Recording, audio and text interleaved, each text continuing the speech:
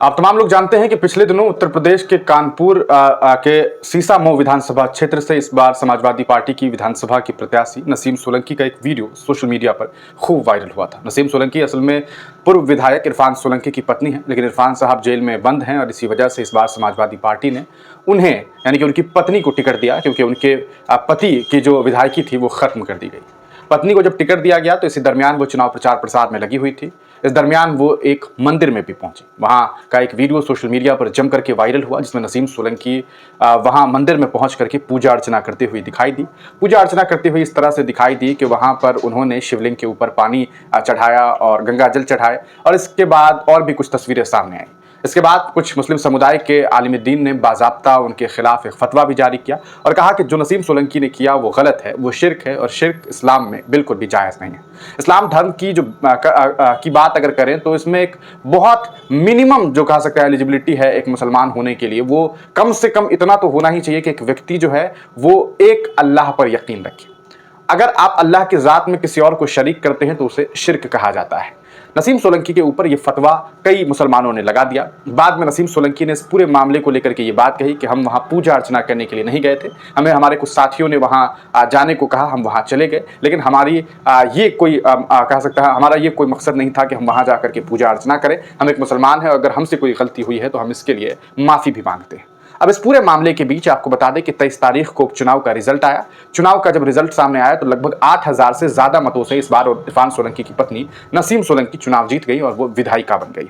उनके विधायिका बनने के बाद अब एक ऑडियो सोशल मीडिया पर जम करके वायरल हो रहा है, और उस ऑडियो में यह देखने को मिल रहा है कि एक व्यक्ति जिसका नाम धीरज चड्ढा है, जो अपने आप को भारतीय जनता पार्टी का नेता बताता है, उसने सीधे जो है वो सीसामऊ विधानसभा की जो विधायिका है नसीम सोलंकी को फोन लगा दिया और ये बात कही कि तुमने जो आकर के मंदिर को गंदा किया है वहां आओ और आकर साफ करो। इसके अलावा जम करके धमकी दी गई है। नसीम सोलंकी ने क्या कुछ बातें कही है वो भी आप सुनिए, और उस जनाब ने क्या बातें कही है वो भी आप सुनिए। हाँ, नसीम महल बोल रही है? हम बोल रहे हैं। हाँ, मैं धीरज चड्ढा बोल रहा हूँ स्वरूप नगर से। जी जी बहन, एक शिकायत थी तुमसे। बताइए। जाके बरखड्डेश्वर मंदिर जहाँ गंदा कराई हो उसको गंगा जल से कह के किसी से धुलवा दो बेटा। क्या करे? जो बरखड्डेश्वर मंदिर में पूजा करके चली आई हो तुम, जी उस मंदिर को धुलवा दो। गंगा जल चढ़ा दिया तुमने वहां अपने अपवित्र हाथों से, उसको धुलवा दो। नहीं, कम से कम 200 मुकदमे लगाऊंगा पूरे शहर में घूम घूम के तुम्हारे ऊपर। अच्छा। नहीं, अच्छा क्या मतलब है? गंदी बात है। हम तुम्हारी दरगाह में चादर चढ़ाने जाते? अच्छा। अच्छा, कहाँ से बोल रहे हो? धीरज चड्ढा बोल रहा हूँ स्वरूप नगर से। अच्छा। हमारा मंदिर धुलवाइए पहले आप तत्काल। हम धुलवाएं? अरे आपने गंदा किया, हम धुलवाएंगे उसको। बहन, तुमको ये बात सोचनी चाहिए, धर्म धर्म होता है सबका। नहीं नहीं नहीं, सुनो। हाँ, सुनो नहीं, सुनिए। एक्सक्यूज मी, सुनिए। सुनो नहीं। क्यों? क्यों? हम तुमको बहन करके बात कर रहे हैं, तुम सुनो करके बात कर रही हो। क्या बता रहे? कितने मुकदमे लगवाओगे? अरे जितने चाहेंगे उतने लगवाओ। मंदिर क्यों खराब किया आपने भाई? बहुत जल्दी आ गए, सो रहे थे क्या इतने दिन से? अरे इतने दिन से क्या, अमिताभ वाजपेयी को 5 फोन कर चुके, पूछो अमिताभ से। काहे के लिए? अरे मंदिर धुलवाने के गंदा कर दिया भाई। तुमसे क्या मतलब? हमारे मंदिर में आने की तुम्हें जरूरत क्या थी भाई? Who are you? तुम्हारा नाम लिखा हुआ मंदिर पे? अरे नाम लिखा है?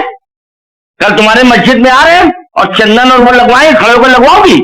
बहुत होश में रहना। नहीं, होश में तुम रहना। चंदन और भभूत लगाएंगे तुम्हारे मस्जिद में, तुम्हें क्या लगेगा? कायदे में रहना, समझ गए? आप बहुत कायदे में रहना। नहीं, क्या कायदे में रहना? आपके मस्जिद में आके हम भभूत लगाए, चंदन लगाए, आपको अच्छा लगेगा? दिमाग ना खराब हो। नहीं, क्यों ना दिमाग ना खराब हो? क्या दिमाग ना खराब हो? अगर आदमी को होश में हो, नहीं बात करने की तमीज नहीं है क्या? बहुत तमीज है बात करने की। मेरा पूरा तुमने धर्म पर खराब कर दिया। दूंगा। तुम हो कौन? पहले तो ये बताओ, तुम्हारी शक्ल देख लो, तुम मैं 4 मुकदमे लगवा दूं, तुम बात करने की ढंग। अभी 25 लगवाओ, उसके लिए जय जय श्री राम वाले जिंदा है बहुत हिंदुस्तान में। अभी हमसे क्या कह रहे हो? मुकदमे लगवाऊंगा पूरे शहर? क्यों नहीं लगवाएंगे? मेरा मंदिर खराब करोगे, मुकदमा नहीं लगवाएंगे तुम्हारे ऊपर। अभी हम सीपी साहब से बात करें, मुझे तमीज 500 बार बात करिए। हमारे मंदिर में क्यों भाई आप गंदा कर रहे हो उसको? तुम्हारा नाम लिखा हो मंदिर में? आपका नाम लिखा है मस्जिद में? तो हम जाए आपके मस्जिद में, अगर चंदन लगाएंगे आपको अच्छा लगेगा? आप जाओ, मस्जिद से कोई भगा दे तो बताना। बहन देखो, ऐसा है जो काम आपने गलत किया वो गलत किया है। सुनो, सुनो नहीं, सुनिए। नहीं, अब बात तुमने शुरू करी बदतमीजी से, वरना मैं बहुत तमीज से बात। नहीं, मैं तो बहन करके बात कर रहा हूँ शुरू से।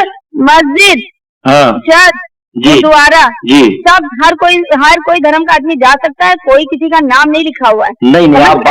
आप बात समझी नहीं, ये और बताइए मंदिर आप हमें। अच्छा मंदिर एक आपका बात अपना बताइए होगा। बहन, आप हमें ये बताइए कि आप हमारे मंदिर में गई, आपने वह गंगा जल से मंदिर को धोया, ठीक है? सुनिए मेरी बात, आपने जल चढ़ाया, पहले आपको जानकारी दे दे, आपने जल चढ़ाया वहाँ? सुनिए, आप मेरी बात अरे सुनिए। आपको हाँ। मेरे मंदिर जाने के बाद 20-22-23 दिन हो गए, रो जी रहे थे जी कहते जी। थे। नहीं, मैं तो आप बात पे कई बार फोन कर चुका हूँ, तो आपको रिस्पॉन्स ही नहीं दे रहे।